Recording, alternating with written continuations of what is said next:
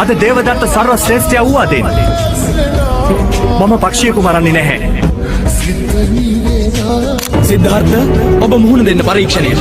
එයයි මගේ නිර්දේශය. ගුරුතුමනි, අවශ්‍ය මගේ හැකියාව පරීක්ෂා කිරීමට නිසා මගේ ධනුර්විද්‍යා නිපුණත්වය පෙන්වීමට වෙනත් ඉලක්කයක් යොදාගත නොහැකිද? ගත හැකියි. එසේ ගත හැකියි. නමුත් ඉලක්කය දුෂ්කර එකක් විය යුතුයි. විදීමට නොහැකි නම් පක්ෂීන් මෙය ඔබට හැකි උපරිම ජවයෙන් අහස දෙසට විසි කරන්න.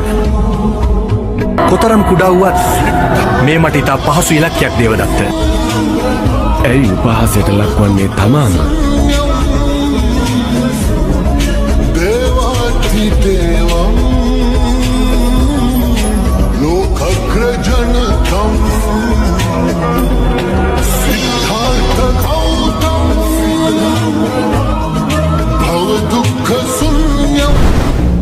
Siddhartha